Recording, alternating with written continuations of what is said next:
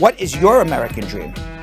My American dream is like everybody else's. I want to live life, I want to eat well, I want a roof over my head, and I want to make a better world for my children to live in. My American dream is working hard, support the family in another country, go to college, get your degrees. My American dream is being an American. My American dream is just for everybody to show love. One love. We have to realize we're all one people. A lot of different cultures, but all one people nonetheless. Everyone has a right to the American dream.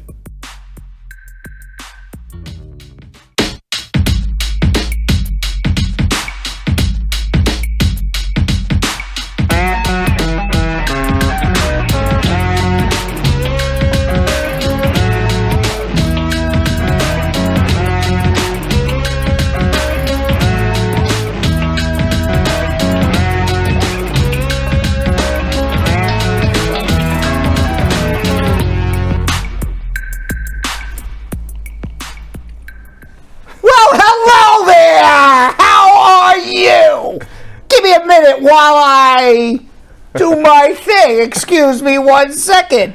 I got to do a thing here. I got to do a thing there. You came in like Mr. Rogers. I came in like Mr. Rogers. You're looking down like, hello. Oh, hey. Welcome to my neighborhood. Yes, welcome to Yo-Yo's block and Vanessa somewhere. How you guys doing? Vanessa, where are you, my dear? All right, I had a wardrobe malfunction. You know, everything always happens right before. That's right, wardrobe malfunction. And Julian in my ear is going, 30 seconds, and I'm like, F this, F that, F damn, oh, I can't, we're a PG rated show, except on Wednesdays. Right. So I can't say those words. And then at 15 seconds, Julian's in my ear, and he goes, "You're unmuted." And I go, "Now I can't even curse anymore." It's real fun to watch, actually. Damn. All right, how was your weekends, everybody? How's everybody's weekend? Mine was great. I went to a block party in Harlem. You know, Harlem just loves to just live, so that's fun, man. Yeah, it was a beautiful block party. That's house fun. Music, just people, all ages dancing, old, young. And they closed off the street. Yeah, that's nice. It was so nice. So who was playing the music? So it's called Sunday Sermon. So they do this like every so often, and it was actually for a show called Run the World that's on Stars. So they shot all over Harlem. So they said we're gonna give back to the people and throw a block party for the finale. Oh wow, that's really cool. Yeah, that's actually really awesome. It was awesome. I wasn't gonna go out, but I was like, let me go, and it was just beautiful vibes. Okay, Yo-Yo beat my weekend. Vanessa, can you beat Yo-Yo's weekend?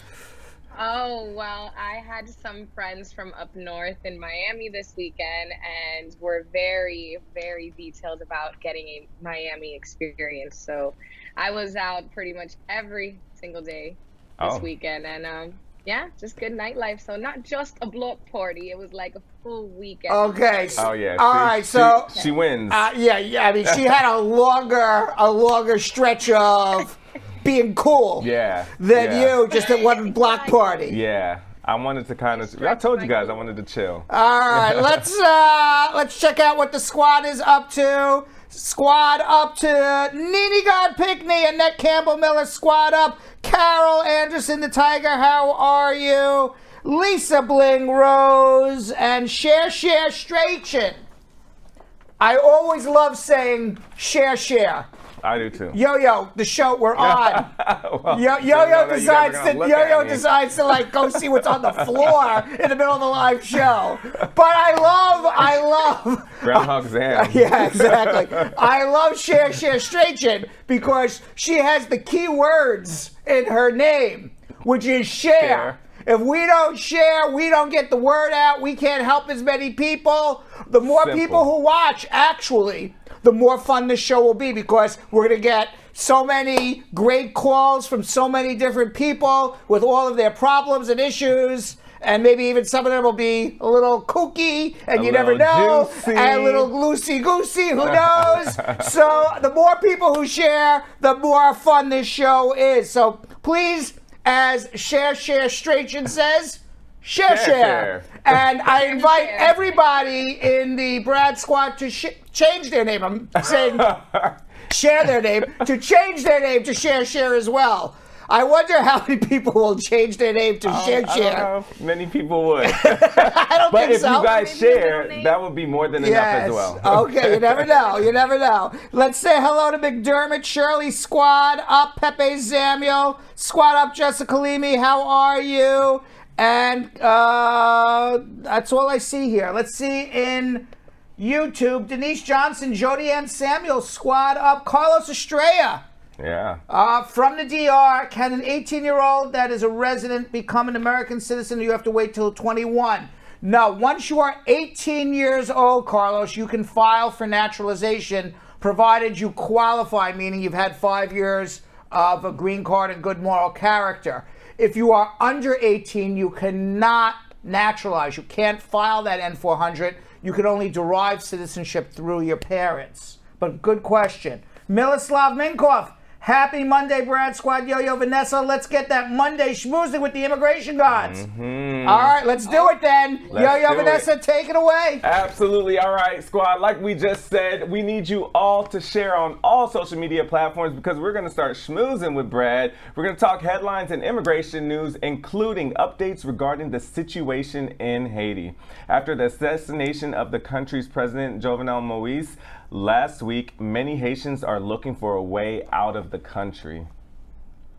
And it's Fuzzy Monday. We will start our week with some feel-good animal stories, including a look at some of the four-legged heroes who have been helping in the rescue and response effort at the site of the Surfside, Florida condo collapse. And of course, you can always call Spar and Bernstein at 1-800-529-5465. It is the same telephone number to get on our show in about 20 minutes when we're done schmoozing and with our Fuzzy Monday. We will be taking your immigration calls. Call right now. Be one of the first 14 people to call, and you will speak to me directly live on our show. 1-800-529-5465.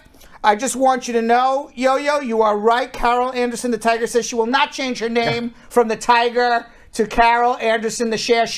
Yeah. She will not. She will not. She figured. will be Carol Anderson, the Tiger, not Carol Anderson, the Share. I was feeling more of a, she was the first one I thought of, like a Carol Share the Tiger. You know what? Carol Share the Tiger is not a bad name. It's not. Not a bad name. She already shared so much. That's right. It's not a bad name at all. I mean, Jessica Levy could be Jessica Kasherby.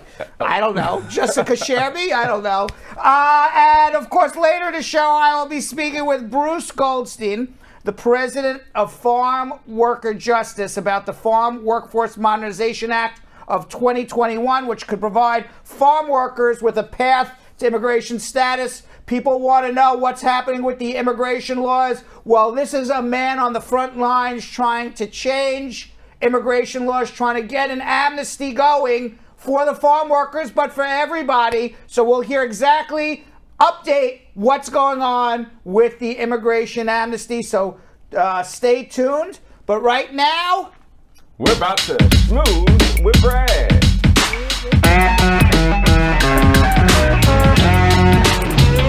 All right, so I don't know if you can see the thickness of these cards. Lord have mercy. But Lord have mercy, there's a lot going on to talk about today, Vanessa. So, you ready to get to it?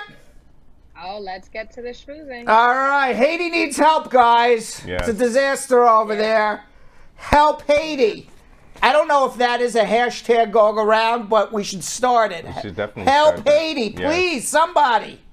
Haiti's interim government has already asked the United States and the United Nations to deploy troops to protect infrastructure. I don't know if either the UN or the US or France or anybody's going to come in there. I think it's if you go in there with troops to try to be the policeman, whatever country does it is looking for trouble. They're going to end up being the bad guys. All right, and then you deflect, unfortunately, from who the real bad guys are. Right. Because ultimately somebody's going to want to go attack the troops who are there to police, to destabilize the country even more. Yeah. The troops will have to fire back. They are not trained policemen to begin with. They don't know necessarily the culture of the streets of Port-au-Prince, Haiti. And next thing you know, everybody will say occupying force, occupying force. So I think that would be a really bad idea. As bad as it is in Haiti right now, I think sending troops in makes it worse. Yeah. What do you guys think? No, I agree. I definitely agree. Now I actually have family in Haiti. And what do you think? currently, What do you and think? I don't completely disagree with there being assistance You brought think in. you and I think you feel- think they should bring it in? I feel that it could help. I don't think that it'll be as much of a disservice as we think it'll be a service. Even before this occurrence happening, they've needed help there. This has just been an event that's really, really raised, how terribly the people are feeling against their government and how little protection someone like the president there has. So, in my opinion, I don't think it would be something that would really make things worse. Well, you see, in thought process, of course, you want people to come in to make order, and you want people to come in to keep it safer. So from that perspective, if you're able to bring troops in and you say somehow these troops are going to keep order, these troops are going to police the streets, these troops are going to be fair. Military, unfortunately, they're trained to kill. I'm just, being frank. So yes, I agree they need help. But sending in the military, I think, is not the right help. I don't know what the right help is. I'm not an expert. I'm just concerned that... That's the real thing to say. It's like, we don't know what could be the help. But I hear what you're saying, because they're desperate for help. But, put yourself in the shoes of somebody in the American military. You go to Haiti, they say, go sit in front of this, Parliament building. Protect the Parliament building. Somebody is going to come and try to attack the U.S. military, especially people who want to destabilize Haiti even more. Okay? Then military has to fight back. They're not going to get shot at and not shoot back. Next thing you know, the U.S. military is shooting at unarmed Haitians. Yeah. Or killing unarmed Haitians because the guy sitting in the U.S. military is scared that they're all being attacked. Yeah. Next thing you know, now it's the U.S. Army's the bad guy. That's what would happen. Absolutely. Right? Yeah. So that's my concern. Now, on Saturday, a senior Biden administration official said the U.S. has no plans to provide military assistance. They said the administration sent senior FBI and Department of Homeland Security officials to Port-au-Prince, although, Vanessa, you're right. They need help. I don't have this. I don't know if anybody has the answer. Right. Now, on Friday, a group of lawmakers announced they'd recognized Joseph Lambert, the head of Haiti's dismantled Senate, as a provisional president. They also recognized as Prime Minister Ariel Henry, whom Moïse had selected to replace Joseph. Meanwhile, among those arrested for the assassination are 2 Haitian Americans, including one who worked alongside Sean Penn following the nation's devastating 2010 earthquake. Police have also detained or killed more than a dozen former members of Colombia's military. Now, it's just a huge mystery. What is Colombia's military doing there? Some of the suspects were seized in a raid on Taiwan's embassy. The attack at Moïse's home before dawn Wednesday also seriously wounded his wife. Obviously, the people who were protecting him had to have been in on it. Right. Because how did you get through all of that security Inside job. and nobody who was protecting him got hurt? Isn't that odd? Right. It's not. I don't think it's a coincidence. That's certainly not a coincidence. Now, the Colombian government are saying that the officials, Colombian government is saying that the men from Colombia who were recruited by 4 different companies and traveled to Haiti via the Dominican Republic. Now, Colombia is known for mercenaries. Why? Because there's a lot of men who join the military in Colombia, and after they get out of the military, they don't have a job. And they only have, unfortunately, because it's Colombia. So many of them have to figure out how to make a living. So they end up making a living the only way they know how, to continue to be some sort of private militant, whether it's being a militant in the country of Colombia or being paid mercenary. There's reports that that the United Arab Emirates, for example, hired Colombians to fight in a proxy war in Yemen. There's Colombians fighting in Yemen. So they're Colombians who leave the military, many of them are fighting all over the world as paid mercenaries. So it's not completely unheard of why Colombians are in Haiti. Who hired them? Why? How? Because? When? Nobody knows yet. Now, they say there is a doctor who is an American Haitian doctor who they have also arrested in Haiti. They said he's the man behind the plot, but ultimately, my opinion is nobody knows what the heck's going on yet. It's still to be determined. TBD. Yep. But yes, it's terrible what's going on there. So you have relatives both in Haiti and the DR. Yeah. Are they my sister's Dominican or are actually- they Haitian? No, my sister's Dominican, and she's an architect, and the majority of her construction she builds in Haiti, in Port-au-Prince. So the majority of her business is built. This is your sister. Mm-hmm. And is she staying in Port-au-Prince? Is she scared? What's going on there? What is she reporting? She was stuck. She was stuck in Port-au-Prince for the first 3 days, and then I haven't spoken to her recently, actually, to know what happened after that. But she was safe for the most part. Can she get out? Can she, if she's trying to leave but can't? Yeah, and then I lost my cell phone 4 days ago, so then I haven't been able to WhatsApp. Oh man. But Yeah. Right. Instagram. You know, hundreds of Haitians are gathered outside the U.S. Embassy in Port-au-Prince Friday, pleading to get out. 36-year-old Thermidor Joam said, "This country has nothing to offer. If the president can be killed with his own security, I have no protection whatsoever if somebody wants to kill me." Absolutely. What would you say, like, the best action they should take? Like, any Haitians that are out there right now that would want to come out here, like, would it be filing for asylum or? Well, you can't get out of Haiti. If you're going to risk your life, you would have to literally risk your life. And of course, you're risking your life staying in Haiti. So, Right. you know, I'm not telling And you anybody. said it would be like a political asylum? Yeah, if they you would did? you would have to reach American border, whether by boat, through Mexico, through Canada. You got to be able to reach the American border to apply for asylum. The U.S. Embassy is Gotcha. not going to give refugee status to anybody camped outside of the U.S. Embassy. So, for Got you. example, So all these people that right, are in they're front, out there. They're not going to do it's not- anything. They can't. Thermidor Joam, who said this country has nothing to offer, who's camped outside the U.S. Embassy. The embassy's not going to open right now. Right. And they're not going to give refugees. If they do, it's going to be to a very, very small. The only way is to make it to the border, but then you're risking your life I was coming about to to the say, border. yeah, that's gonna You're literally be a risking lot. your life. Yeah. You're going to be in a little raft, a boat. I mean, how many times do we hear boats capsizing with, refugees on it? Right.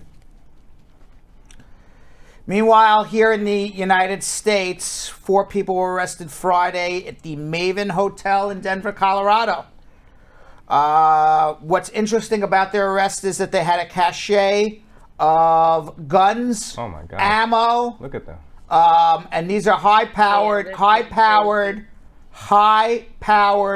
multi, shoot, Like machine gun type? guns, hundreds Oh, of rounds, gosh. thousands of rounds per minute, per second, however it works, but like serious guns, weapons. Okay, and what is interesting about this arrest is that this hotel is blocks away from Coors Field, where Major League Baseball tonight is planning on having Wow. their marquee game, other than the World Series. The All-Star game, which is tonight, is the marquee event of Major League Baseball in the United States of America. Now, the individuals who were identified as Richard Platt, Gabriel Rodriguez, Ricardo Rodriguez, and Kina Lua Sarakawa, if I pronounce her name right, they claim they were just making a purchase. They were not going to do any terrorist activities at Coors Field. It's just really coincidental, Come on or now. maybe not. We don't know that all of these transactions and these guns and ammo were all being held at a hotel just blocks away from Coors Field, the night before the All-Star game. Could you imagine if... And it was a hotel housekeeper who found it. Wow. Yes, the hotel housekeeper saved the day. Wow. It was 2 nights before, not 1 night before, 2 nights before.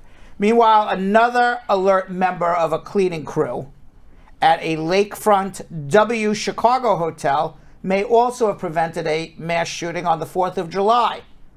Last Sunday, an employee of W Chicago Lakeshore Hotel reported to police seeing a semi-automatic rifle with a high-powered scope and laser left in a very suspicious position on the 12th floor guest room overlooking Ohio Street Beach, which was crowded with spectators who had come to watch the Independence Day fireworks at the Navy Pier. Now, you may remember the Las Vegas shooter also had a semi-automatic, was high up in a hotel room, and started picking people off at a concert right below at the Mandalay Bay.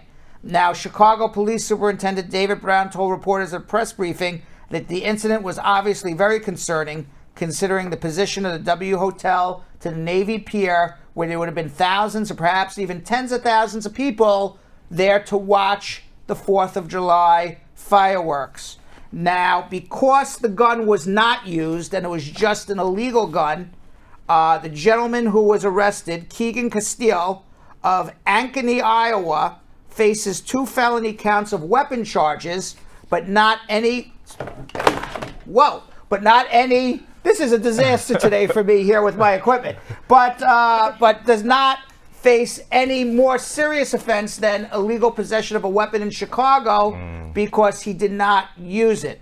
As a result, the fact that it was in like a suspicious position, the suspicious position is not a serious offense. It's just a illegal possession of a gun, and Chicago had to release him. What? Yes, even though he's being charged as a felony, they couldn't hold him. Oh, Lord. The FBI will be watching him. He claims he was doing nothing wrong. He was just hanging out at the 12th floor of the W Hotel with his semi-automatic weapon. And he was legal to purchase in Iowa. It's a problem we have. It's the problem we have here in America. Meanwhile, a surge in gun violence across New York City has led Governor Cuomo to declare a state of emergency in New York State. He has his finger up. Right. State of emergency. So what does our governor do? Let's put together a blue ribbon panel and discuss it more. Why not? Let's have more discussions about it. Because we don't know enough about what the problem is. We do now. We know exactly what the problem is. But at least somebody's recognizing we have a state of emergency. Right. Whether or not anybody actually does something about it, we don't know. Now, Cuomo said more people died from shootings in New York over the July 4th weekend than COVID. Wow. There were 51 shooting deaths compared to 13 COVID deaths. And nationally, over the July 4th weekend, 233 people were killed and 618 people were injured by a gun in more than 500 shootings. In New York City alone, shootings are up 38%. Nationally, homicides are up 18%. And Cuomo displayed maps that showed only small parts of cities in New York where most of the homicides are. He cited state statistics that showed about 4,000 youth aged 18 to 24 accounted for 50% of the shootings. That's an interesting statistic. Yeah. 50% of all shootings in New York were by youths between 18 and 24. Kind of makes sense. Makes sense to me. And a new survey from New York State says that 73% of residents in the state of New York are worried about gun violence on a daily basis. The highest percentage among all 50 states. That means almost 3 out of 4 people who live in the state of New York are worried at least once per day about gun violence. The survey also found 18% have personally experienced gun violence, which is the second highest nationwide. That means 1 out of 5 residents in New York have experienced gun violence. Do you wake up, Yo-Yo, worried about gun violence in New York? I don't. But if I'm in a neighborhood that I don't know, looks real sketch, and then, you know. What makes a neighborhood look sketch to you? For me, because, you know, I'm from LA and I know certain neighborhoods, like, I can kind of maneuver. Like, if someone else that's not from the hood that I'm from comes to my hood, they would be nervous. So the fact that it's just a neighborhood that I don't know. Not a familiar neighborhood. Yeah, because if you don't know the people, they don't know you. You know, right? Because the reality is you could get shot anywhere. I mean, we saw at Times Square. Yeah. There was a shooting of tourists. Yeah. There was a shooting I remember a few months ago right in front of the Empire State Building. You would think that would be safe. Yeah. Okay. So you know. You just never know. You never know. It's just your mind saying this looks scary to me, but yeah, you know. So I'm not. I don't actually think about like those type of random shootings. Right. But if I'm like in a neighborhood that I'm like. I don't know if I should be here by myself or without somebody that knows this neighborhood. Those are the type I actually think about more. What do you think, Vanessa? Does gun violence make you nervous when you get up in the morning, or you just live your life and don't think about it? It's made me more nervous living in Florida because it's so much more accessible here. So, I mean, it's a conversation that was never, ever a conversation in my home up north. But it's more of a conversation down here now. Or I went into a T-Mobile store yesterday and like right outside the door, they have like the no armed weapons allowed like in this space, like something as simple as a cell phone store. Like I've never really been around, you know, been in a space where it really is something where people just have it on them all the time, unless it was in the Dominican Republic. So it happening here and knowing that there's people that are armed even at like a Publix or a supermarket or whatever, it raises more awareness. And it's so when we've been talking about it more on the show recently, because it's just really getting out of hand in all throughout the nation, it's like, okay, now I really, you know, I'm paying attention to this topic. Now I'm going to give you a couple of quick statistics that I just find interesting. Okay. Nationwide, 7 out of 10 people, 70% of people in the United States nationwide believe crime is on the rise, despite crime rates decreasing consistently for the last 20 years. So even though crime rates have gone down, 70% of people think it's going up, which is your emotional mind overtaking what you see logically. Right. And that could possibly be from the news cycles and everything else. Right. Now, I think that's fair. I agree with that. I might be a part of that percentage. Yes. Now, gun violence is the most top of mind violent crime on everybody's mind. 5 out of 10 people are concerned about gun violence nationwide every day. We said 7 out of 10 in New York, but nationwide, 50%. 4 in 10 worry about police violence against them every day. Now that I do. Okay. I probably think about more police violence. So you have a situation which is quite interesting here in the United States, where 50% of Americans wake up every day saying, I could be the victim of a crime, of a serious assault, a serious offense against my body. Yet the people who we stick out into the field to protect us from those serious crimes, 40% of Americans think they're going to be a victim of a crime by the people who are there to protect us. Yeah. Which means everybody's walking around terrified. Yeah. Everybody. You don't know who. You know, everybody's terrified. I'm terrified of walking down the street.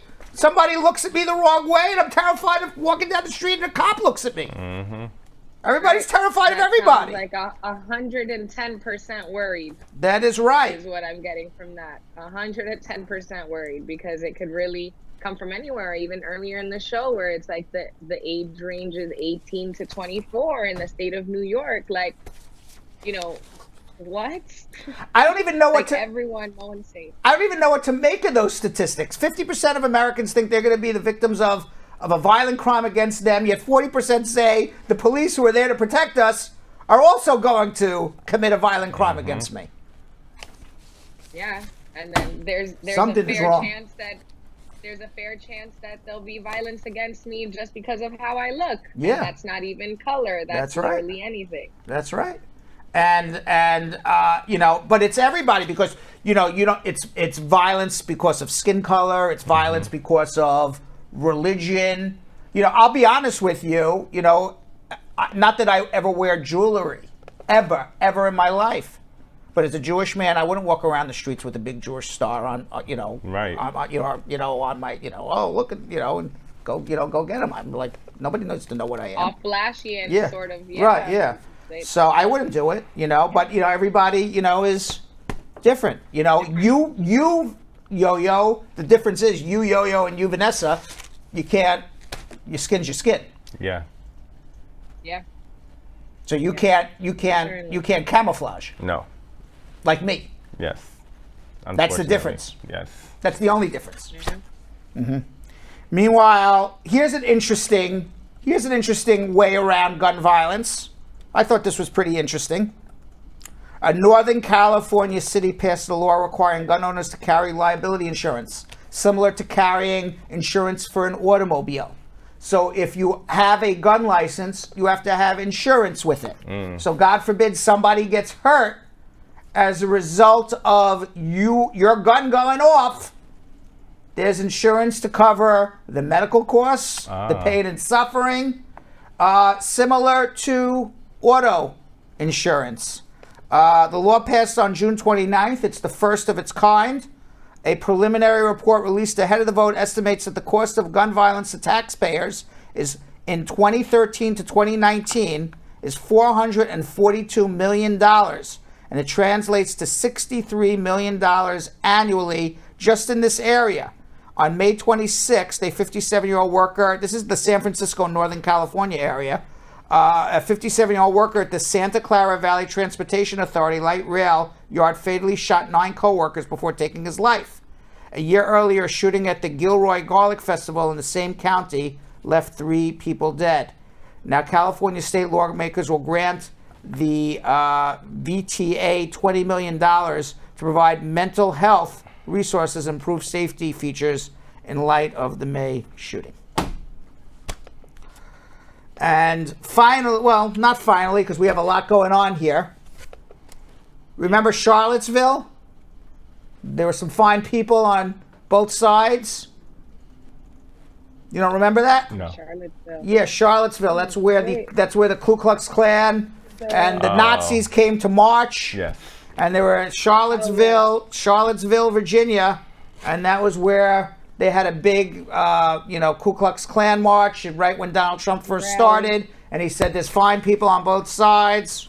Oh, yes. Well, yes. finally, years later, it's about 3-4 years later, at least Charlottesville, the local government, is taking sides on the fine people on either side because they have voted finally to remove the monument of Robert E. Lee, the General of the Confederacy, as well as Thomas Stonewall Jackson, who was also another famous general for the Confederate Army. Both of these men were displayed prominently in Charlottesville, Virginia. They went to war against the United States to maintain slavery, keep the status quo. Black people should be owned by people. And we memorialized them by statute for 150 years up until today. It's wild that we have so many statues. Isn't that up there crazy? of different people like this. Yeah. Now it was I didn't know better at the time. Yeah. Now bystanders watched while waiting for trucks to remove these statues. They were greeted with cheers and expressions of relief. Bystanders then moved to nearby Court Square Park to see city workers remove the statue of Thomas Stonewall Jackson as well. It was a far satisfying morning for activists who confronted far-right protesters, as we said 4 years ago. Charlottesville Mayor Nikuya Walker, I hope I pronounced the name correctly, said taking down this statue is one small step closer to the goal of helping Charlottesville, Virginia, and America grapple with the sin of being willing to destroy black people for economic gain. Ooh, I know there's a lot of mad people out in Virginia now. I don't know if there's mad people out of Virginia. I do. Virginia? Yeah. Absolutely. Virginia is, when I used to live in the DMV, Virginia was the place that you did not want to get stopped by a cop because they were racist. People there are racist. But it's funny. But my experience. Virginia, by the way, I'm not. Listen, there could be racists in the Democratic Party scary. too, but Virginia's been voting Democrat lately. But there could be racists in the. It's a scary type of. Yeah. Well, you know what I would say, Jonathan, that's emotion over. Oh yeah. Over logic. Mm-hmm. You know, because we talk about that. Right. You know, that's emotion over logic because I think there's racists everywhere. I don't want to call out Virginia. There's different type of racists as well. All right, there was lots of people in Charlottesville yesterday. There was lots of people in Charlottesville yesterday who were cheering on the removal of the statue. But you see that picture that you just saw of these white supremacists? You ain't gonna get that in LA. Because I wish they would try. But that wasn't. Most of those people didn't live in Charlottesville. They came from other parts of the United States of America. Regardless, they're not going to do that in LA. Yeah. I guarantee you that. All right. Meanwhile, let's get to coronavirus. According to our friends at the Johns Hopkins University, over the past 7 days in the United States, new COVID cases increased 47%. The Centers for Disease Control and Prevention report that hospitalizations are rising again. Deaths are a lagging indicator, also appear to be rising. Dr. Fauci, the nation's top infectious disease expert, said Sunday that he was horrified to see the attendees at the Conservative Political Action Conference cheering that the U.S. had not reached its 70% vaccination goals. Fauci told CNN, quote, "It's horrifying. I mean, they're cheering about someone saying that it's a good thing for people not to try to save their lives." You know what's going to happen is people who are vaccinated, those are not going to be the people who are hospitalized. Those are not going to be the people who die. It is the unvaccinated people who are cheering. Those are the people that we're concerned about, and they're cheering that we shouldn't be concerned about them. Right. Now, more than 99% of deaths are now among people who have not been vaccinated. Jeesh. All right, let's get to some fuzziness. Let's get to some nice fuzzy stuff. Yeah. All right, fuzzy. Let's get a little fuzzy.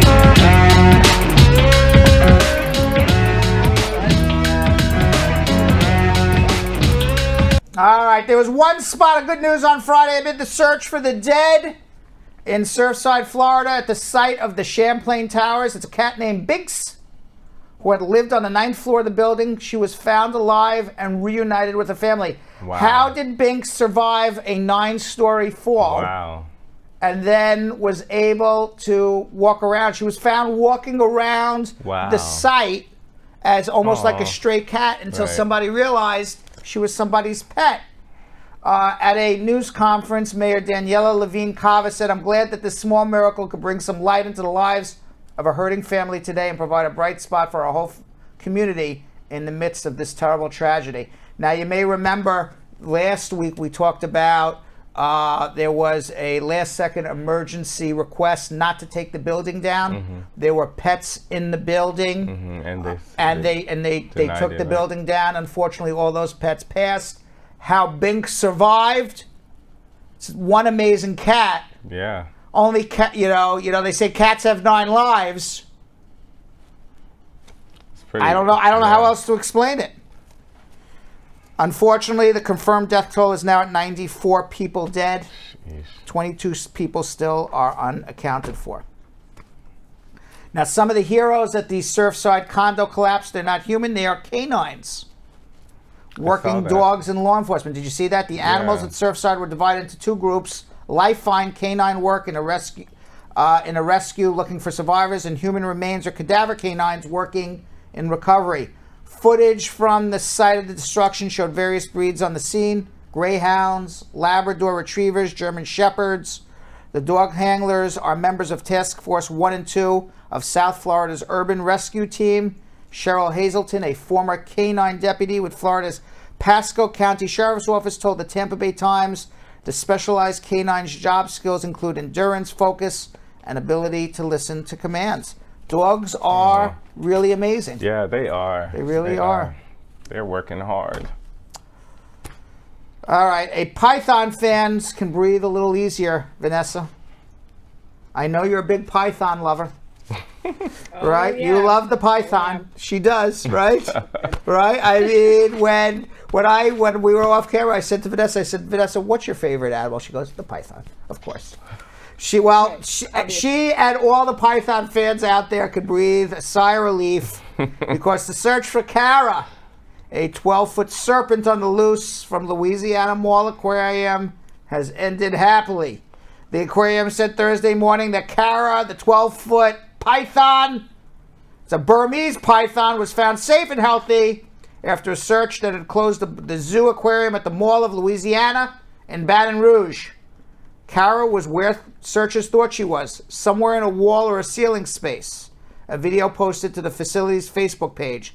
The footage shows a worker carrying Cara out of a large hole cut high into a wall, stepping down a ladder with the help of others. The post reads, "We couldn't be more excited to share that the search is over." I think everybody's excited except Cara. I mean, if I'm a snake, I'd be like, damn it, why are all these people looking at me? Let me find a hole to hide in, right? Wouldn't you, Vanessa? Wouldn't you be like, I'm going to crawl into a hole? Hole? I said a hole. A hole. A hole. A hole. Yeah. I don't even know what I'm saying anymore. A hole. I wouldn't want to be like, you know, what I'm okay without that. Yeah, everyone's just looking at me. Definitely okay with that. Everyone looking at me. Like, what do I look like? An animal in the zoo? Yes, you are Yes, an you animal. You are actually are an animal in the zoo. And a scary one at that. That's right. I'd be like, screw that. I'm finding a hole. Yeah. Right. I think everyone's happy but Cara. Another rescue. Harley the dog was found. Thank God, Harley the dog was found. Oh, no, I'm sorry. Harley was never missing.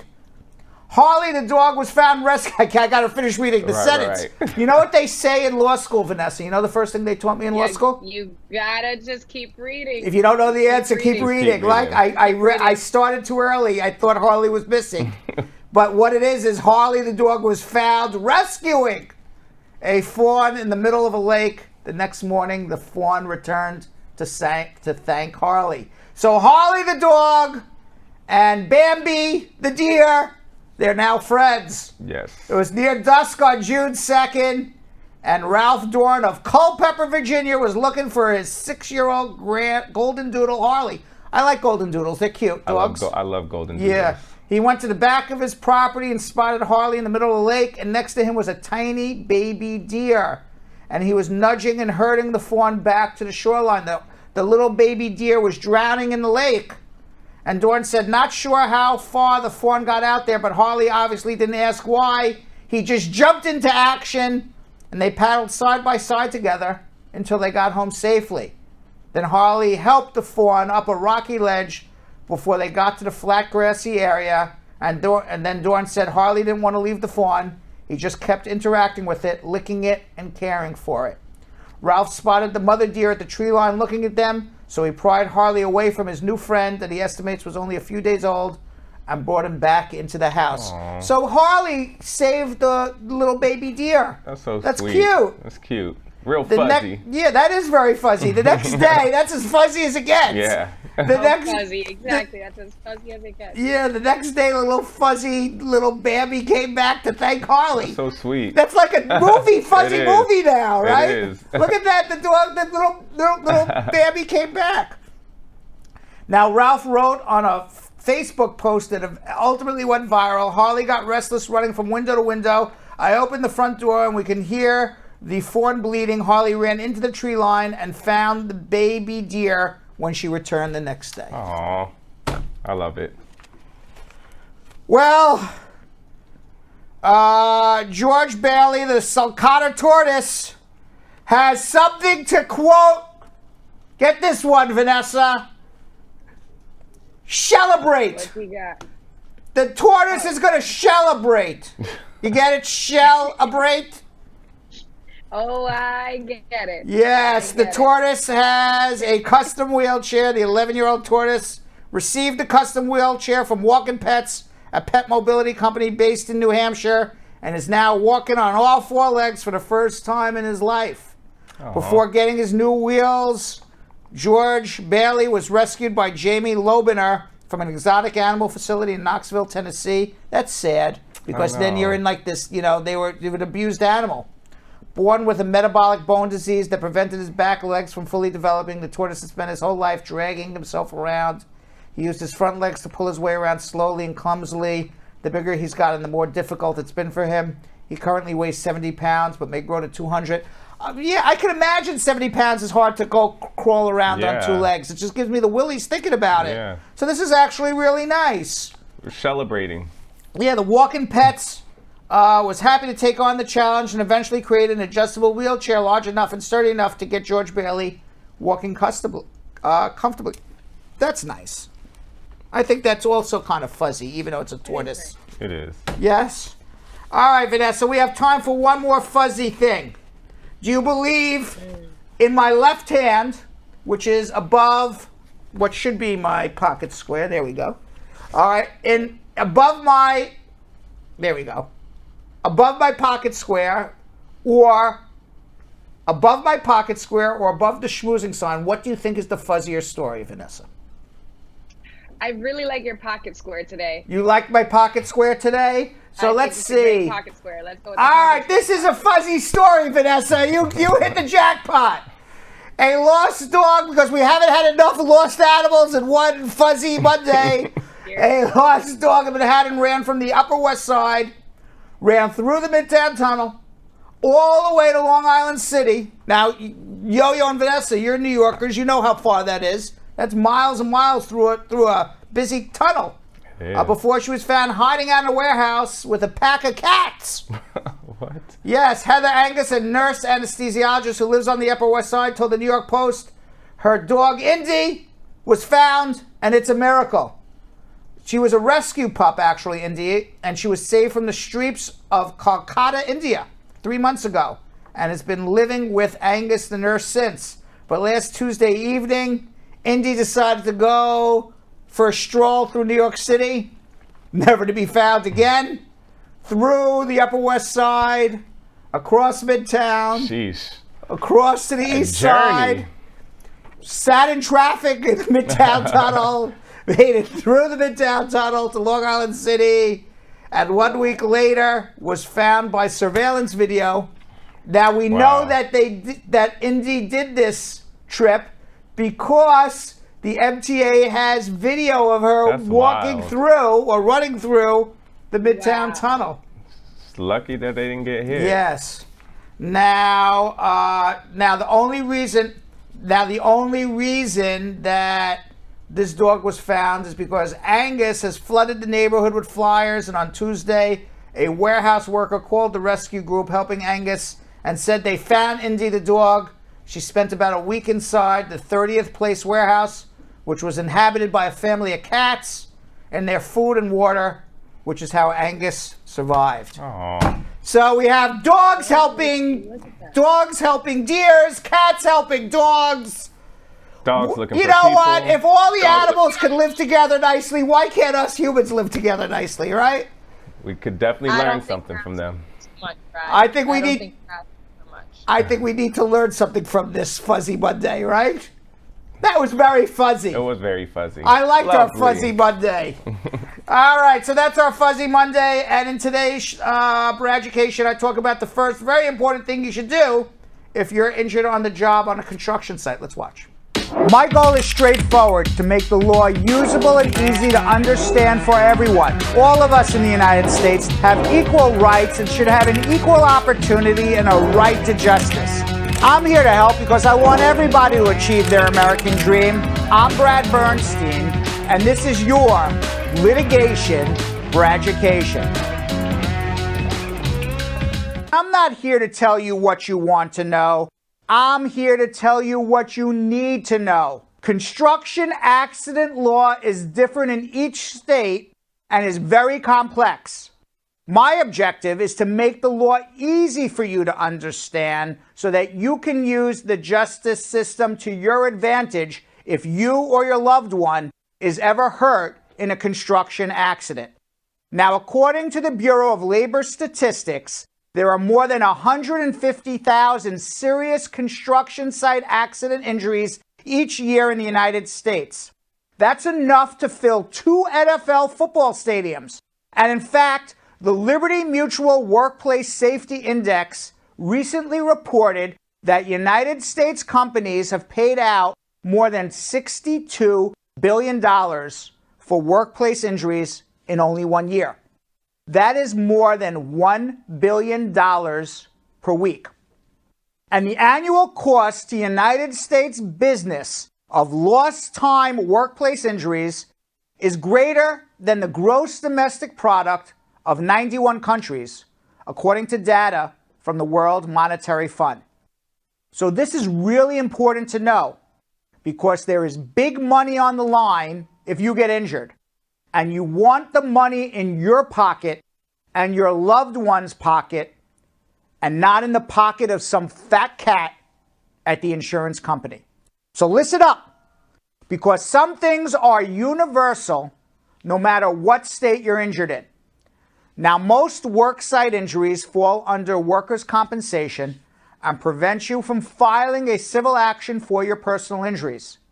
But in New York and in many other states, if you get injured on a construction site, you can obtain workers' compensation and also file a lawsuit for your pain and suffering, your lost earnings, and all past and future medical bills. So if you fall, something falls on you, you're injured on the construction site, these are the things you must do to make sure you put yourself in the best legal position to ensure your highest money settlement. Number 1, stay where you are and call an ambulance. Do not have your employer or coworker drive you to the hospital, because then there is no record that you were injured at a construction site. The insurance company could say the accident never occurred where you claim it did. And this is particularly true if you are undocumented or get paid in cash. Then it is even worse for you, because if you are paid off the books, there are no payroll records that you even worked for this company. So stay where you are. Everyone has a cell phone. Call 911. An ambulance is the quickest way to get you to the hospital. It is the quickest way to get medical treatment. And the ambulance documents that you were picked up from the job site and you were therefore injured on the job site. Now there is no question where the accident happened.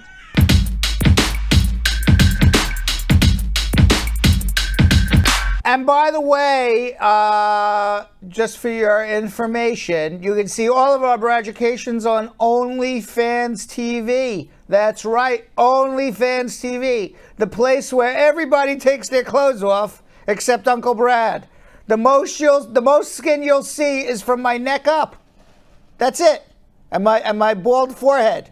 You want to see some skin? You'll see me bald. That's about it. Nothing else. Fully shaved and bald. There you go. That's as much skin as I'm showing. You're seeing more skin now because my shirt's unbuttoned. Yes. Right? On OnlyFans, I got a tie on, I think. Right? Yeah. I made sure to be fully, I was even thinking of wearing a snow coat. Oh. A snowsuit when I was going to do it. I said, I want to make people clear. I'm not part of that part of OnlyFans. I'm part of the other OnlyFans. But you can check us all out on all of our educations in all seriousness on OnlyFans. Let's get into our immigration questions. Why don't we?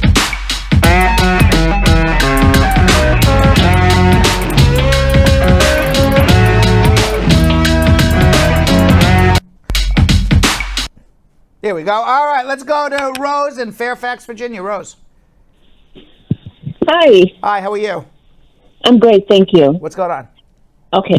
My question is, I've been here for over 10 years, and I have a rare medical situation going on, and it's not taken care of in my country.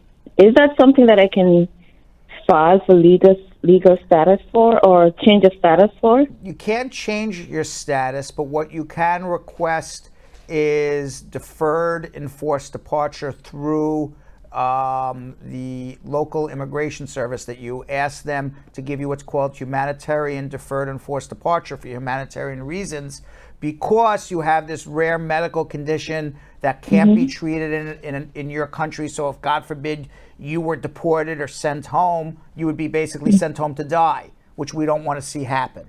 Nobody would ever send you home to die. So we would have to be able to prove that. And if you can prove that at the local office, and you would be applying for a humanitarian deferred enforced departure, they would put you in deferred enforced departure status, which is kind of like what the DACA recipients have, or what you would get if you filed a U visa now, because they changed the rules, which is a promise from the United States government, even though you're out of status, not to deport you.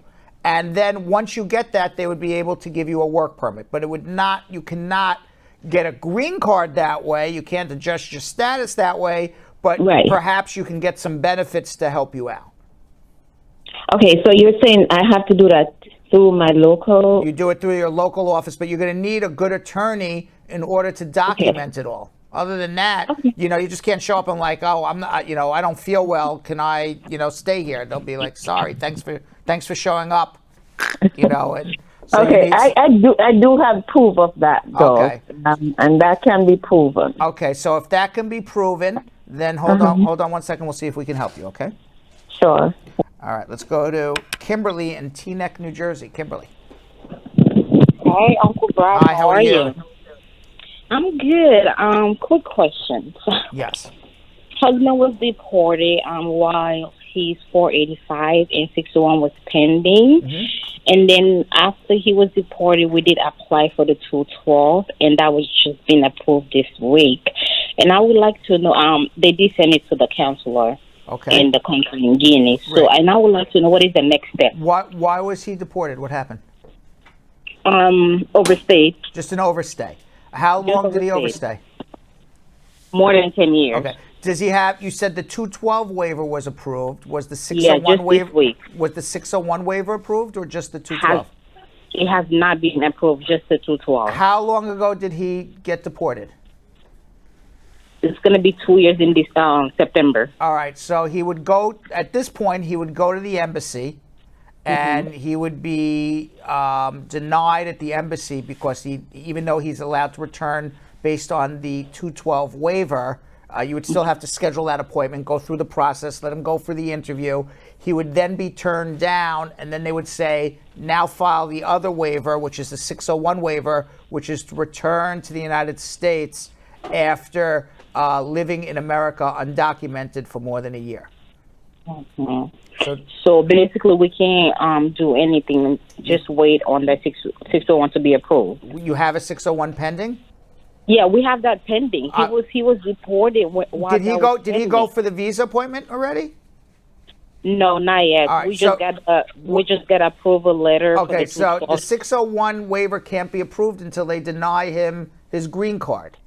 So you need to go to get the process through the National Visa Center, get him an appointment at the embassy, be denied, and then do the 601. The 212 can be done before the interview. The 601's after. Wow. So then you were saying we're going to need to do another 601. You did the 601 too early. Just on a procedural level, you can't do a 601 waiver until they deny him at the embassy. Wow. Because that's so confusing. Because we did the 601 was done while he was here in the country. Oh, you did a 601A provisional. No, we did the regular, just 601. I-601. It should have been a 601A if he was here in the country. Yeah, he was here in the country, and we did the 601. Okay, the answer is get him a visa appointment at the embassy, and then they're going to deny him, and then hopefully they'll continue the 601 that's already processing, or you'll have to do a new one. We'll see how it all shakes out. Do you know how long? But in other words, you can't get a 601 approved until you get a denial. Wow. Okay. All right. So hold on 1 second. All right. Thank you. All right. Let's go to Amy in Atlanta. Amy. Hi. I have two questions for you. Yes. So my first question is, I've been here since I was 13. I put in an asylum in 2015. How old are you now? My asylum. How old are you now? I'm 31. And you just put in asylum when? I put in asylum 2015. How long were you in the United States when you put in the asylum in 2015? I was I came in 2003. Okay. So I put in asylum at 2015. All right, so you're about 25 years old and about 12 years after your entry into America. Yeah. Okay. And what changed in your life or what changed in your country's condition that all of a sudden at 25 years old, 12 years after you're in America, that you filed an asylum? The reason why, because I was brought by here by my uncle, but he told me that he put in papers for me. He did not. So after I finally understand that he didn't put it on for me, so I got up and I put in the try to see if I can have some kind of status here because I've been sitting here for so long with no kind of sounds like you document. have no claim for asylum, other than you're sitting here waiting because you're out of status. So that's not a reason, A, to file for asylum unless you have a real claim. And number two, the law says you can't file for asylum more than 1 year, even if you did have a claim for asylum, unless something changed in your life or in the country's condition that all of a sudden this situation didn't happen within the first year of my entry, but years later something happened and now, things are different. So it sounds like to me that you have a somewhat frivolous application, or maybe I'm wrong, for asylum. Would that be correct or not correct? I mean, I put in the asylum, but they telling me I seen the judge not long ago, but he's telling me my next appointment is going to be 2023. Okay. That's when they finally going to tell me. You're seeing a judge. You're already in removal. And my question to you again is, you haven't been able to express to me, even in the broadest terms, even in one sentence, what is your claim for asylum? Okay, I claim it for circumcision for reasons because I have a daughter too. Okay, fine. So you're from Africa, and you're claiming the female genital mutilation, FGM, and what changed in your life is that you have a daughter who is a U.S. citizen who is now reaching the age of perhaps that could happen to her, and if you were deported, you would take your daughter with you because she has nobody to live with here, and she is being threatened by your family or by the people in your village or town that's what would happen to her. That is a claim for asylum, absolutely.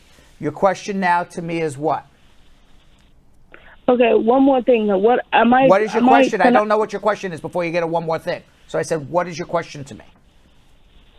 Okay, my question was is it possible for me to, if it's possible can my appointment be earlier than 2023? Anything is possible. You could always make you want it because you just want to be done with this, right?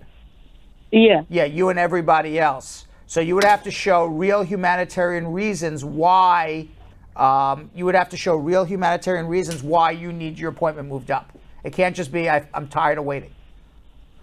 Oh, okay. Because the judges are all backed up. Okay? Okay. All right? But I hope you know what you're doing with this asylum case. I hope you have good representation because you weren't able to really express to me what was going on. All right? But hold on one second if you need help. Let's go to Suzette in the Bronx. Hi, Brad. Hi, Suzette. Oh, God, she's happy. She's happy. Hello. How are you? Jonathan.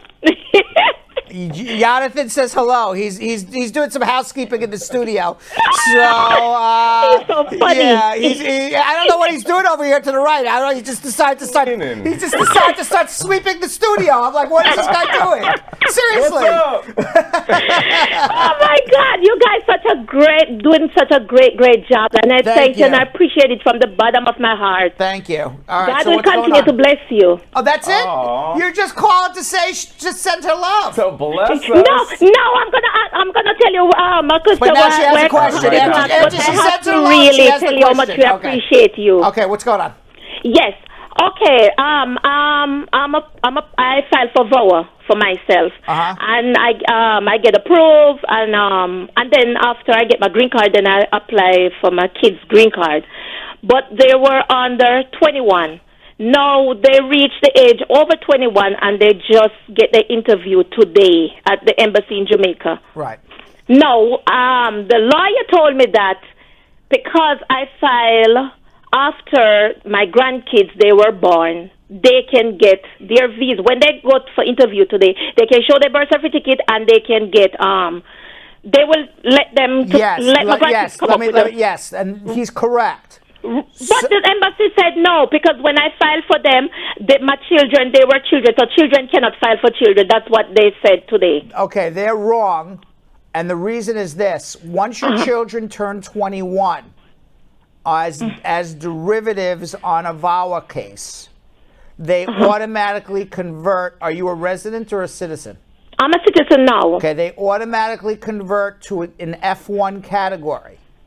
Now, the F1 category is based on when you originally, the priority date is based on when you originally filed the initial VAWA application, which I assume was back in 2012, 2013, 2014. 2012 I do my kids, but I get through, I think, 2011. Okay. Yeah. So they're F1 petitions now. They're F1 because they're over 21.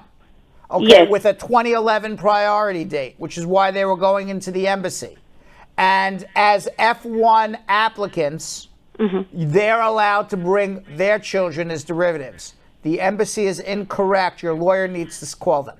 Oh, my God. Thank you so much. Because my daughter crying.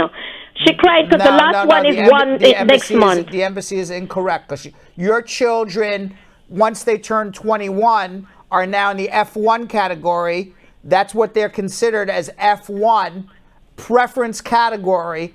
F1 preference category allows you to bring derivatives. Wow. So your lawyer's right. Usually I call up and usually when people call up and I say, "Oh, your lawyer's a moron. Your lawyer's an idiot." But in this particular case, he's right. Oh, that's why I call it, because I trust you more. And I said, let me call Brad and find out. Thank you. The answer is yes. Okay, so, all right. Thank you so much, Brad. Good luck. All right. All right, thank you. Let's go to Precious in Columbia, South Carolina. Precious.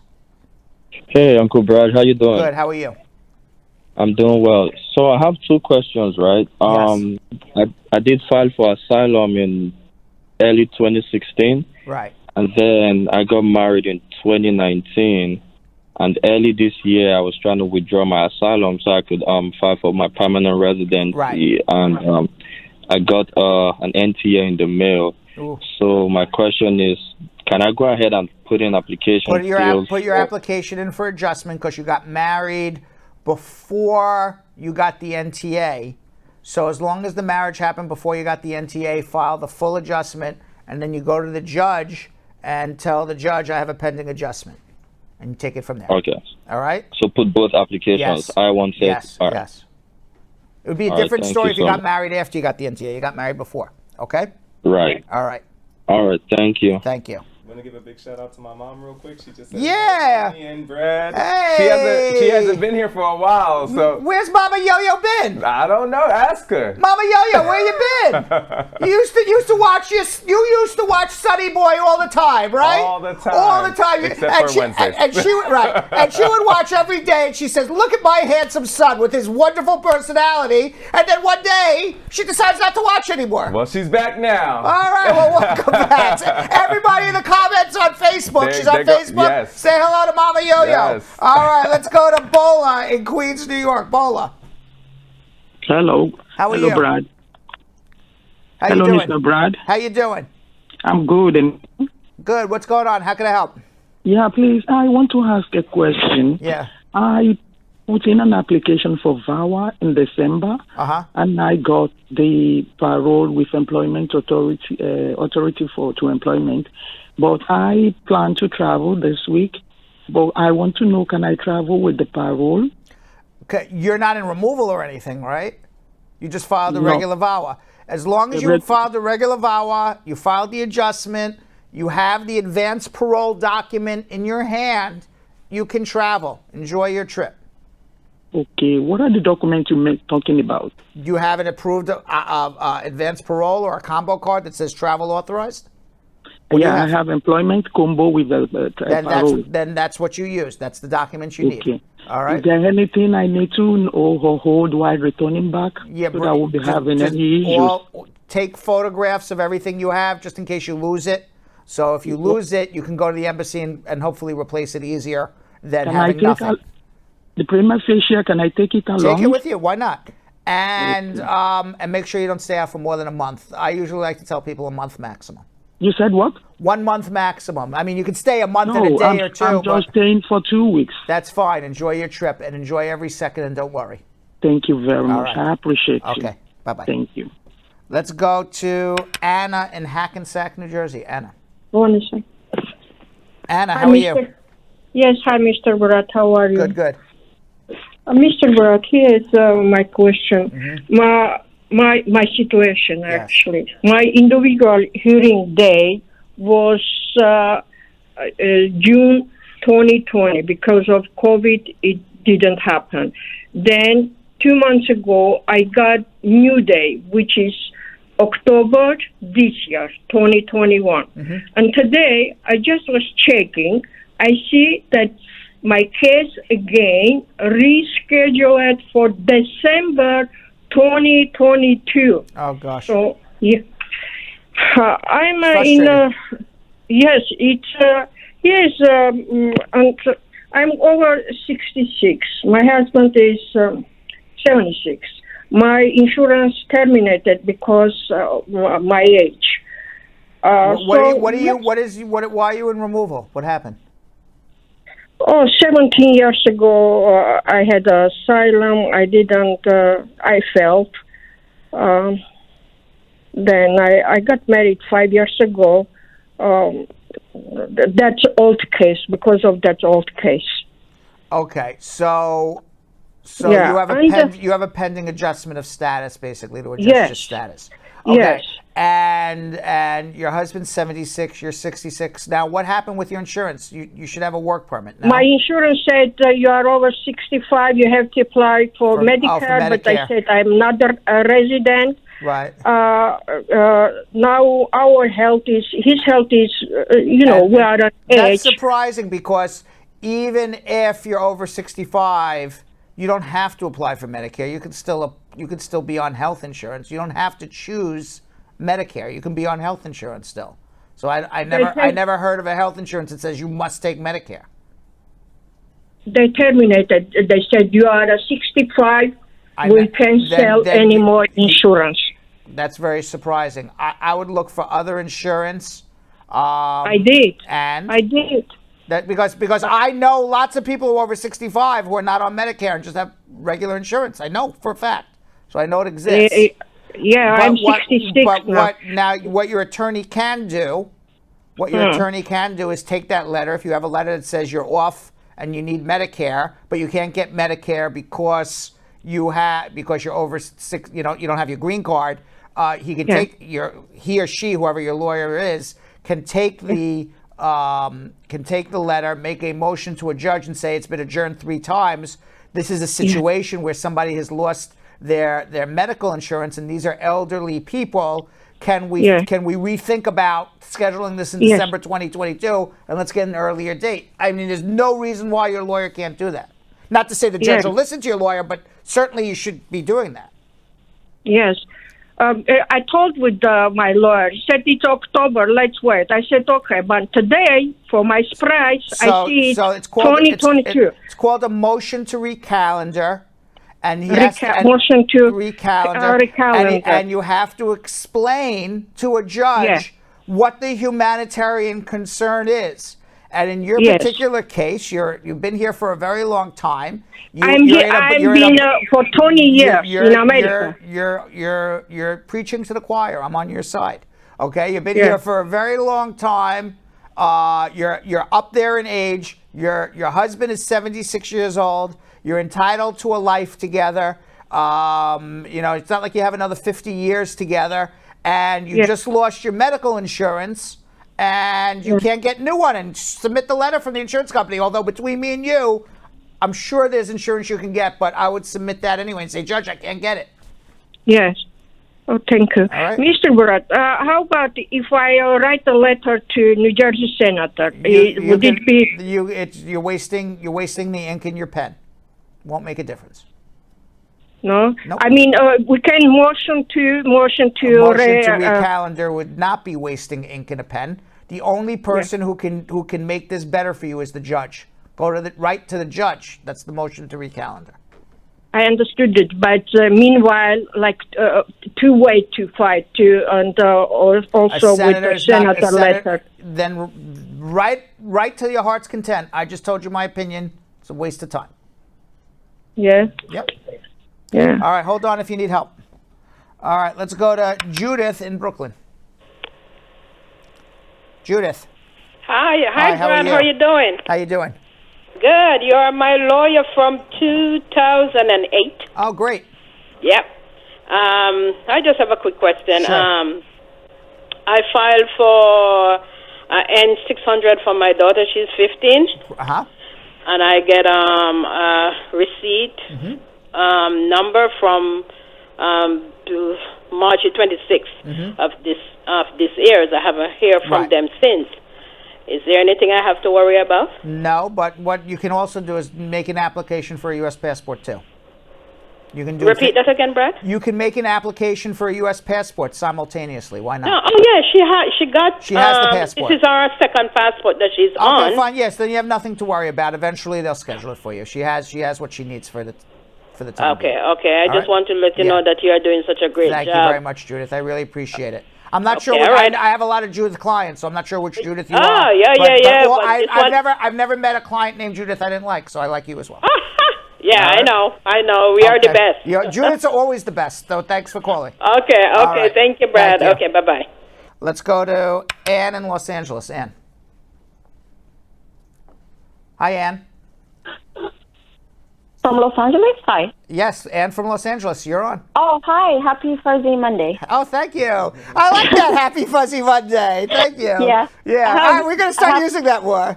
We're going to be like, happy Tuesday tea. Happy Wacky Thursday. I like that. Yeah, I like that. Happy Fuzzy Monday to you. I have a couple of questions. Yes. Question one, can you have more than two lawyers representing you with a G28? No.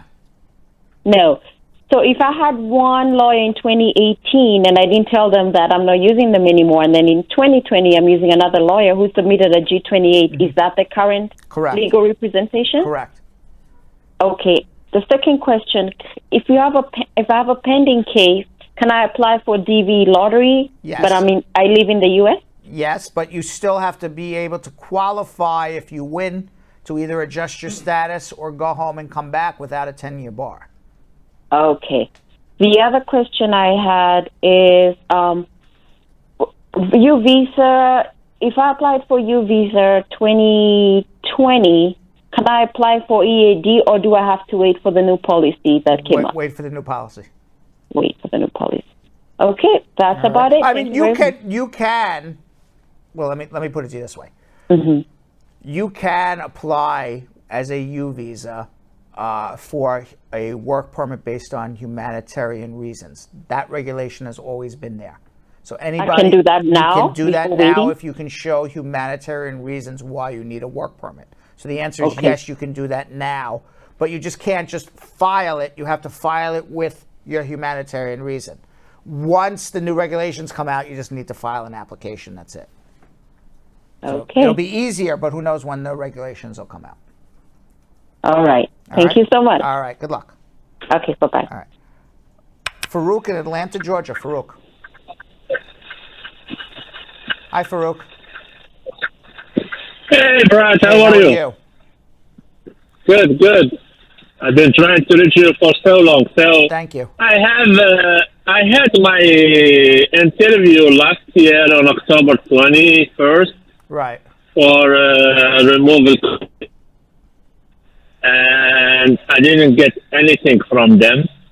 I don't know if when did you have it? When did you have it? October 21st, 2020. I had the interview. And this was a joint application with you and your wife? Yes. And you and your wife live together? Everything's cool and kosher? So far. So far? You know what cool and kosher means. You're together, everything's good, right? All right. So the answer is, if you haven't heard, it's now more than 3 years you're together, file the adjustment. File for your citizenship. For so long that when I got married to her, she didn't tell me nothing. When I had to file my taxes, I asked her, we need to file joint taxes. She said, no, I have a problem with my IRS. And so as let's do the bank account. No, I have problem. So then everything's not cool between the two of you. So maybe they're questioning the validity of your marriage. So before you do anything, you probably need a consultation.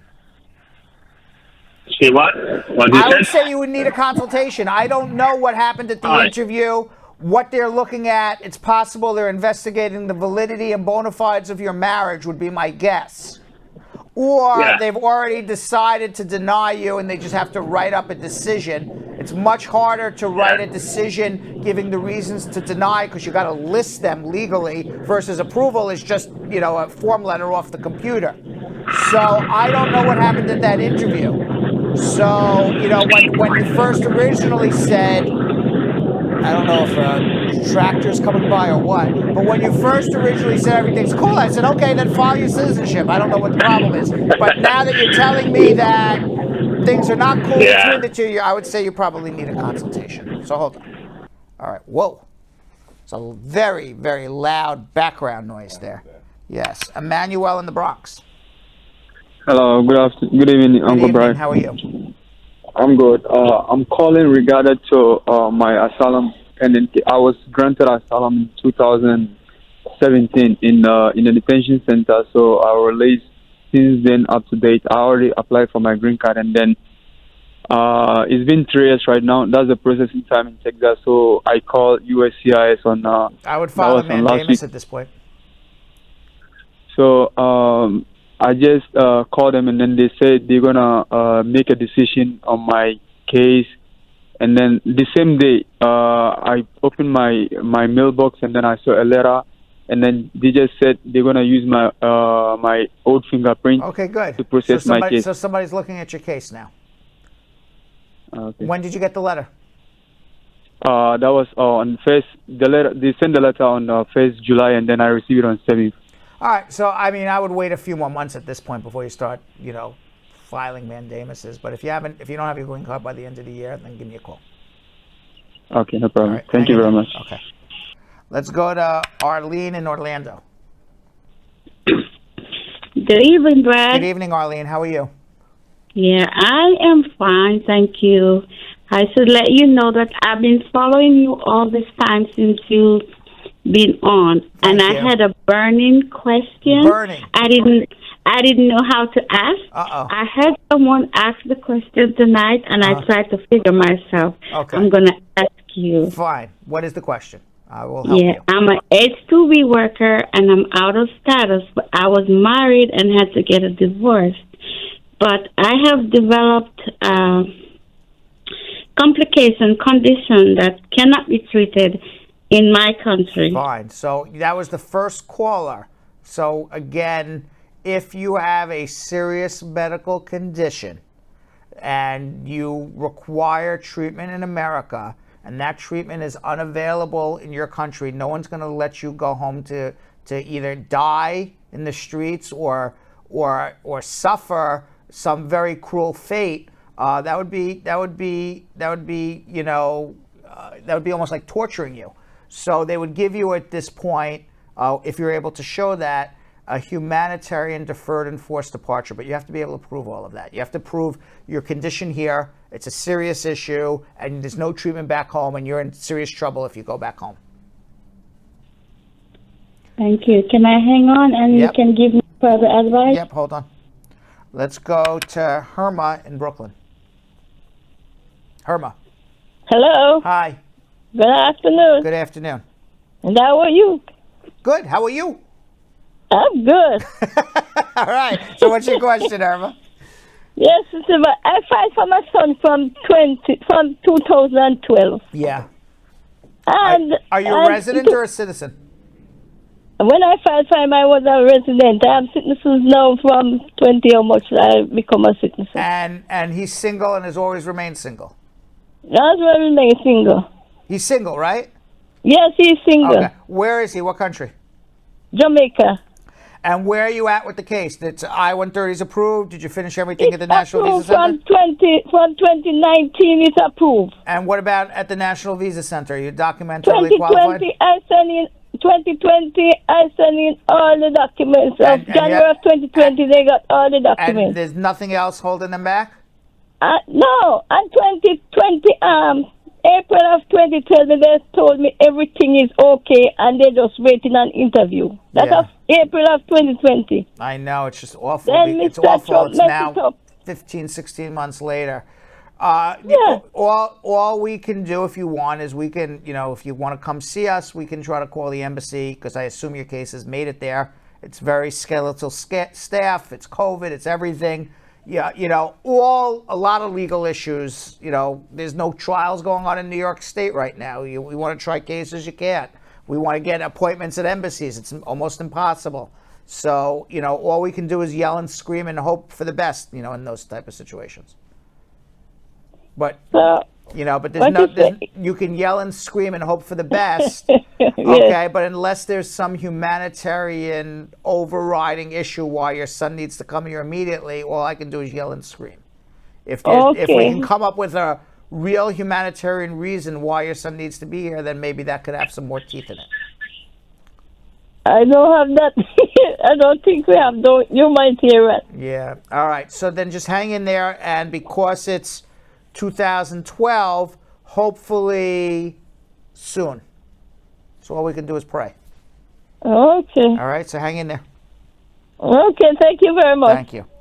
Let's go to Mike in Tampa. Mike. Hello. Hi, how are you? I'm doing good, Brad. Brad, I have a question. I just entered to the U.S. 1 month ago. Right. And I was on a 10-year green card. They stamped on my passport. And now when I entered to my wife's house, she said you cannot, she wanted a divorce. Mm-hmm. So Hello? I don't understand. You have a 10-year green card and your wife wants a divorce. What is the question? I just entered the U.S. and I found her with some other guy. Uh-huh. And now she feeling guilty and all. Right. Now she wanted to give me a divorce. Okay. And your question is what? My question is that if I got divorced or something, that will affect my a green card. Well, when did you get your green card? You just said you got here. When was I just got here? No, they stamped on my passport, and now I'm waiting. When did you come to America? Last month, Okay. June 20. Yeah. So if you came last month and this month you're already going through a divorce, it's possible when you go to apply for your citizenship, the government will say, "What the heck? That this was not a real marriage. This was a fake, BS marriage." It's very possible. You have to be prepared to prove them otherwise. I mean, the facts are the facts. Your wife, you came here. You came here with every intention of living with your wife, and she totally, for lack of a better word, screwed you over. Mm-hmm. Sure. I think my social security card supposed to deliver over there to her address. Mm-hmm. And right now I don't have an address right now. So what do I do with that condition? Well, I would file an AR-11 and change your address so you can get everything. Okay. Can I use the PO box address? Sure, absolutely. For the green card and for the citizen? Yes. Okay. Okay. And I want to meet you or consult with you in further. Okay, hold on one second. All right. And by the way, if you didn't get your immigration questions asked and answered, you could always follow me on @RealBradBernstein on Instagram. Drop me a DM, say hello, say hey, howdy, hi, whatever you want to say. I'll be happy to answer your question as best as I can. You can also follow us at Brad Show Live. You follow us at Brad Show Live, like I say every show. You don't like 2 hours of me, Yo-Yo, and Vanessa, but you like 30 seconds of us? That's all you can handle? Then follow us on Instagram at Brad Show Live. And of course, our fastest growing social media, TikTok, where you can get all of your immigration questions answered, all of our speed rounds at Bradshaw Live on TikTok. And Jonathan Yo-Yo Elias. Yep, you guys can follow me at Jonathan Elias TV on Instagram. And you guys can find me at Vanessa.Contreras TV. And later in the show, after social media check-in, I will be speaking with Bruce Goldstein, the president of Farm Worker Justice, about the Farm Workforce Modernization Act of 2021. That is the agriculture amnesty for farm workers. It has already passed the House in March, is now going before the Senate. He knows more about what's happening in Washington as it relates to immigration and amnesty than most people. So it'd be very interesting to hear what he has to say. The bill, should it pass the Senate, would provide farm workers with a path to legal immigration status, a full amnesty, and update the H-2A temporary worker visa program. Yes, and now in today's close-up, Spar and Bernstein partner and immigration attorney Shannon Legrier-Mengret tells us when couples should start preparing for their USCIS marriage interview.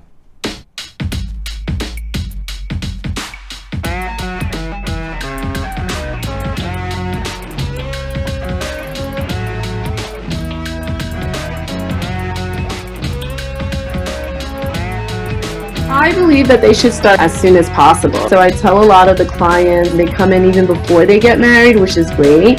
And I tell them that they should really start looking to prepare even before marriage. So I give them tips such as make sure that you have pictures together, like while you were dating. Make sure that you have pictures at the wedding, that you have family and friends. It's not a necessity to have a big wedding, because some people are like, oh my gosh. And I'm like, no, you don't have to have a big wedding, but you need to show that you celebrate it and that you show some level of respect and decorum. It's a huge moment in your life. So I've had cases where they have looked at what the people were wearing to the marriage ceremony. So somebody had worn shorts and they commented on that in the decision. It's really, really important to really respect the whole moment of getting married. So before marriage, during the marriage ceremony, and also marriage, that you want to make sure that you have documents to show that you were together. All right, let's do something we like to call social media check-in. All right, our first one comes from Crystal Perry, Brad Squad VIP member. Why can't they use non-immigrant visa visitors, visa visitors? I think they mean visitors visa, who have existing B1, B2 visas already and use the visa number to process applications. And the people who have never had a B1, B2 visa can do the whole green card process. I think this will clear backlogs. What do you think? I think what you're saying is if you have a visitor's visa, you should be able to get a green card, and that's not how the law works or the process works. So I don't think that'll ever happen in a million years.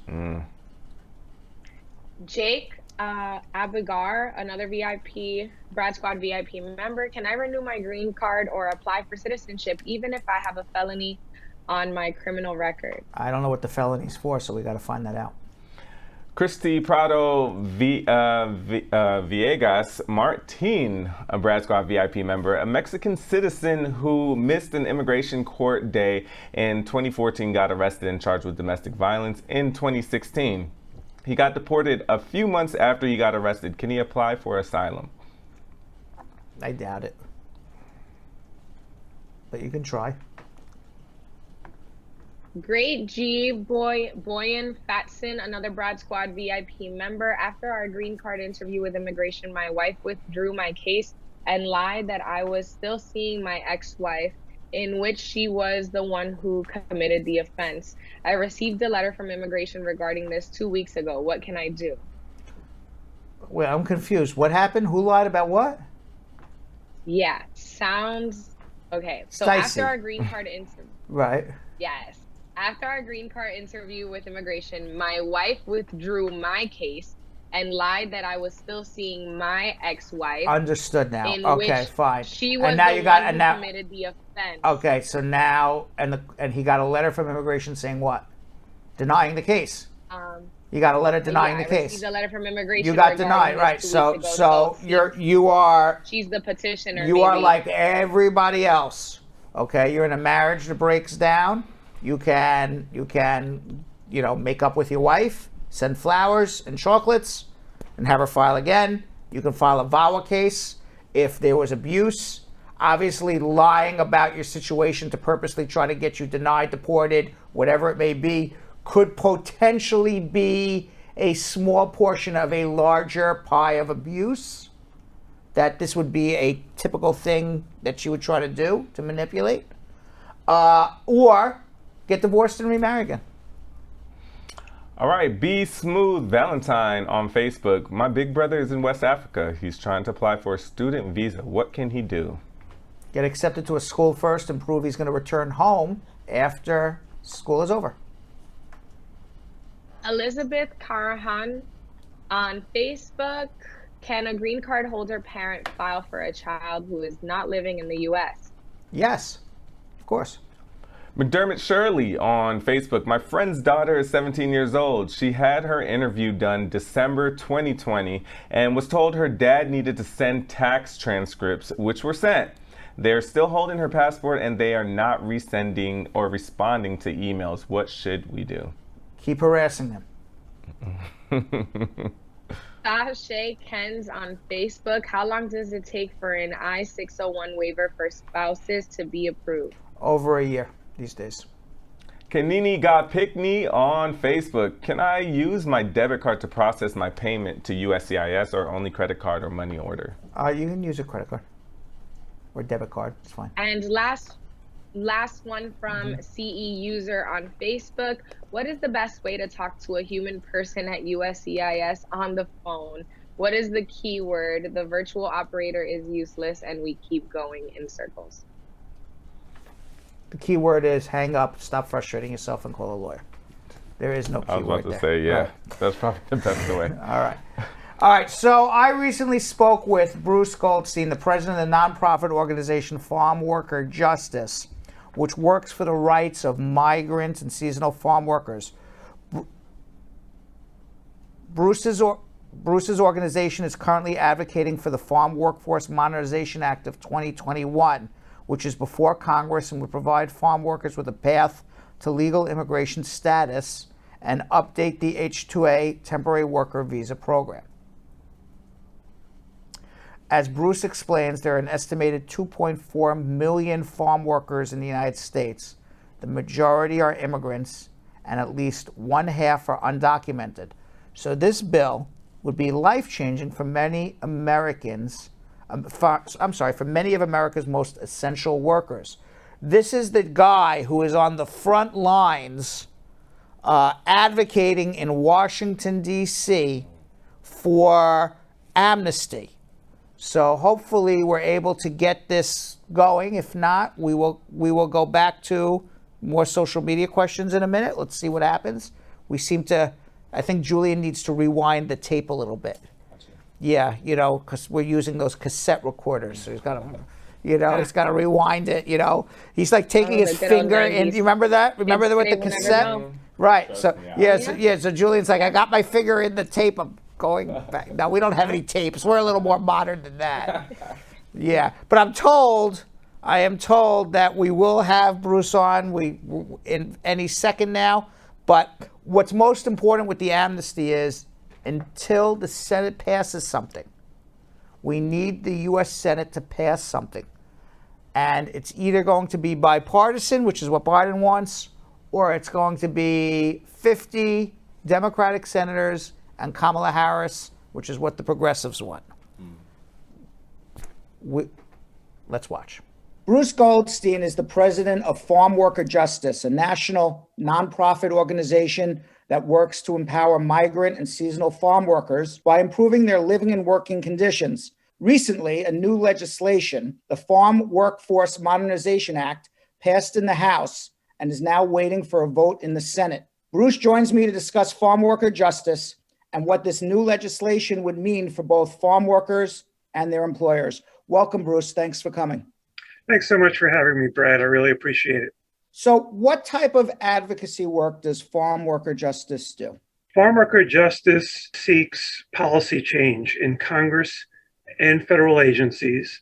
It also assists groups around the country on state advocacy. and we focus on immigration policy, labor rights, occupational safety, and health and access to health care. We believe that if we need more farm workers in this country, because there are not enough, that they should be offered immigration status and a path to citizenship. And employers in this capitalist economy should compete for those workers by improving wages and working conditions to attract and retain them. We have not been able to pass that. How do you seek to change rules and regulations to assist your members? Well, we start by educating ourselves about the facts on the ground and how policy works and what the law currently is. And we work with groups around the country to devise agendas to figure out what needs to change. And then we build coalitions. Farm workers themselves are not very powerful. So we work with farm worker groups, but many others, including the labor movement, environmental groups, civil rights organizations, Latino organizations, and many others to build coalitions that then demand policy changes in Congress and in agencies. So, for example, right now you're working on the Farm Workforce Modernization Act in Congress. It has already passed the House of Representatives. It is partly a immigration reform for farm workers who are out of status. Can you just give our viewers just what it takes from your organization and the other organizations that you coordinate with to get Congress to, even in the House, to pass this law? I mean, let's face it, we all know that many members of Congress depend for their ability to get elected on campaign contributions. And farm workers and Farm Worker Justice don't have any money for campaign contributions. So we have to make up that source of influence in other ways. So we work together to educate members of Congress. We help farm workers come to Washington, D.C. to meet with members of Congress. We encourage them to go meet with their members of Congress when the members are back home in their districts and their states, and explain to them the life of farm workers on the ground. And when it comes to immigration policy, we've been working at this a long time.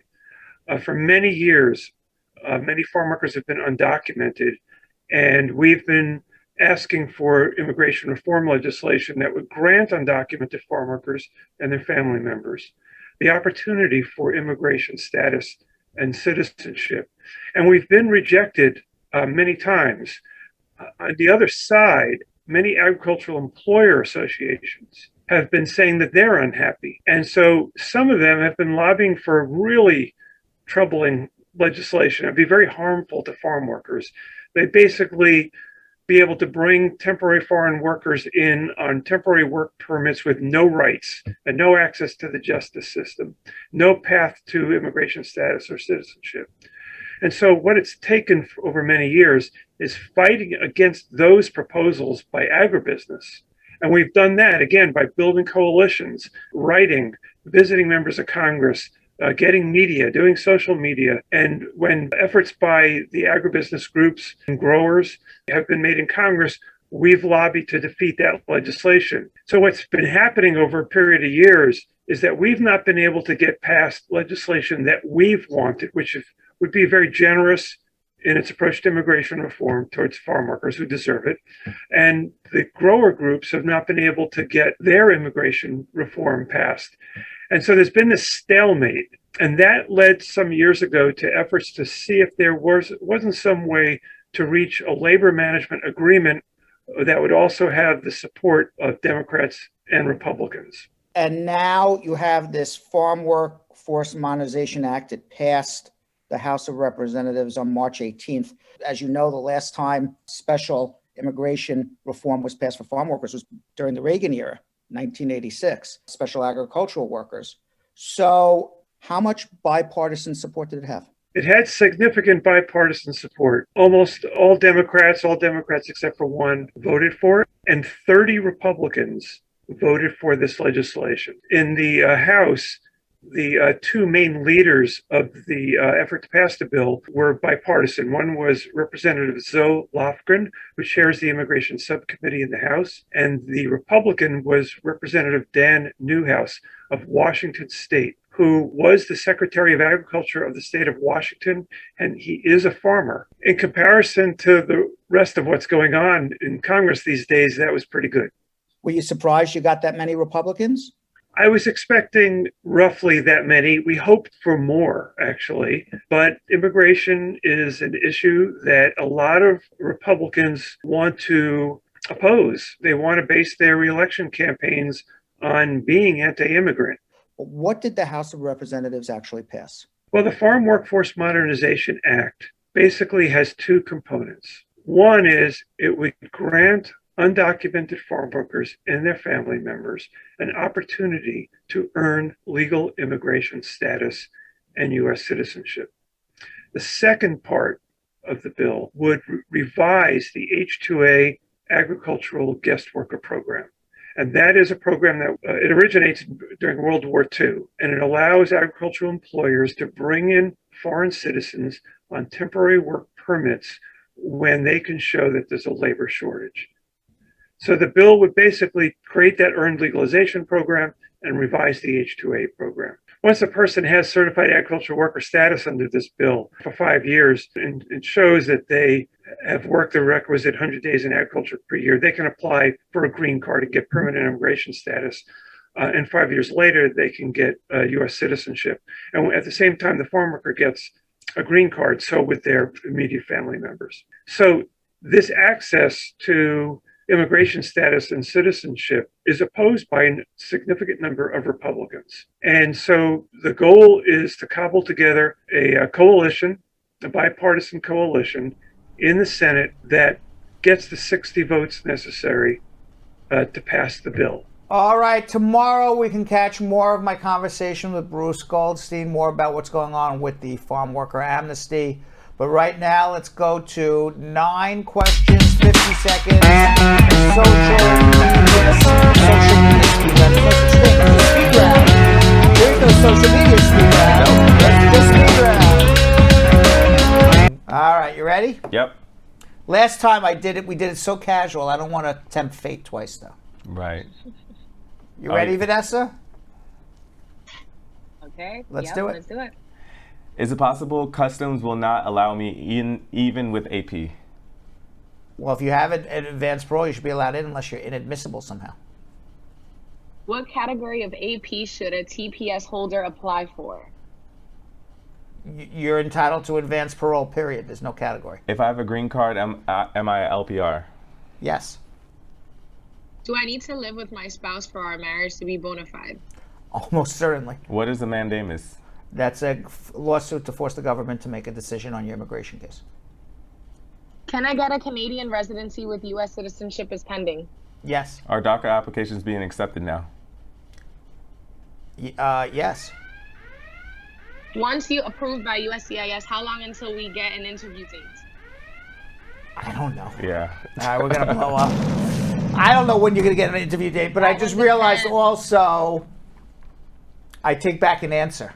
Okay, we wouldn't have got it. That's why I slowed down, because I'm like, wait, I gave a wrong answer. We were reading pretty slow. Yeah, but I gave a wrong answer. So if you have a pending application for citizenship and you become a lawful resident of Canada, you are not yet a citizen of the United States. You can't be a lawful resident of 2 countries. You would then lose your residence in America. So I take that back. Okay. So that is not a correct answer. So I deserve to get blown up on that. I thought about it after. We. Yeah. Do you feel singed? Yeah, it's my eyebrows. Yes. This is a team effort. Yes. Yeah. Yeah. But you're in Miami, so you don't get singed like we do.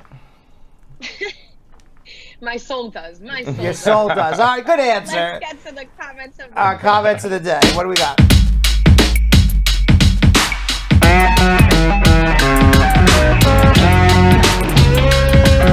All right. Our first comment of the day comes from Chidi Man Board saying, "Got my green card today. Thanks, Brad." All right, congratulations, yes. Chidi. Way to go.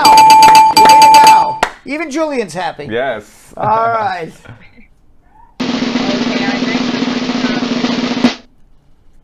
Mavo Tom saying happy Monday evening to everyone and a good and successful week ahead. Ooh, oh, thank you. That's nice, I positive. it. That is nice, positive vibes. I like that. I receive it. Yes. Good vibes only. Yes. All right, our third comment of the day comes from Elizabeth Francis saying, "Squad up, family. I'm late, but would never give nothing to miss the most informative immigration show." Wow. Yes. Come That's late, a Brad but squad. Listen, Or doesn't matter if squatty. you're late, as long as you come. That's right. Or as they say, better late than never. Yes. Right. Better late than never. Okay, and we have Omar Garcia saying, I got my I-485 approved 2 weeks ago after a 550-day process, then received my card a week ago. Brad show has always been really helpful and informative. Thank you, Brad and crew. 2 and 2, right? What was it, Mandori and